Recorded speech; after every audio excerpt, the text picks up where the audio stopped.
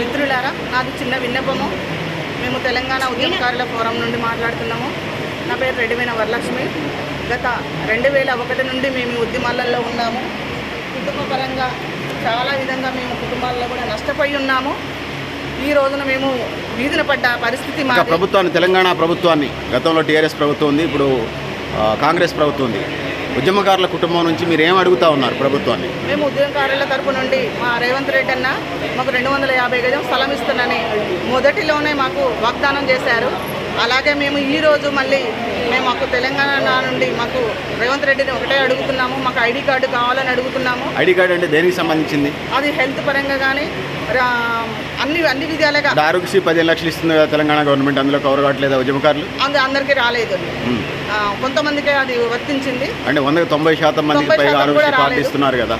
90% కూడా రాలేదు. అందులో 10% 50% వరకు వచ్చింది.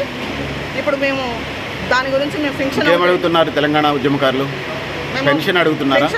అంటే కేసులు ఉన్న వాళ్ళకి ఇస్తారంటున్నారు. ఇంకా మీ ఏమంటే కేసులు ఎఫ్ఐఆర్ అయిన వాళ్ళకి ఫస్ట్ ప్రయారిటీ అంటున్నారు. ఇంకేమన్నా తెలంగాణ ఉద్యమకారుల తరఫున ఏమన్నా మీ డిమాండ్స్ ఏమైనా ఉన్నాయి? మేము డిమాండ్స్ నాలుగు పెట్టుకున్నాము. చెప్పండి, అది ఏంటి ఆ డిమాండ్స్? 250 గజం స్థలం ఇస్తామన్నారు, అది అడుగుతున్నాము.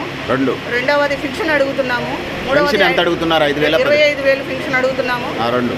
తర్వాత ఐడి కార్డు అడుగుతున్నాము. 3 కేసులు ఎత్తివేయాలని ఒకటి డిమాండ్ చేస్తున్నాము. బీసీ లోన్లు ఒకటి అడుగుతున్నాము.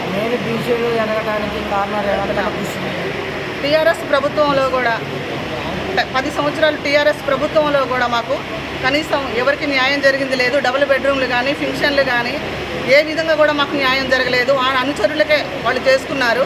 కానీ సపోర్ట్ కేసీఆర్ని ఆ రోజు మేము గెలిపించడం కూడా చాలా తప్పు చేస్తాము. ఒకవేళ తెలంగాణ ఉద్యమకారులు అందరికీ డబుల్ బెడ్రూమ్లు ఇస్తారంటే డబుల్ బెడ్రూమ్ తీసుకుంటారా? మీకు స్థలం కావాలి? మాకు 250 గజం స్థలం అడుగుతున్నాము మేము. అలా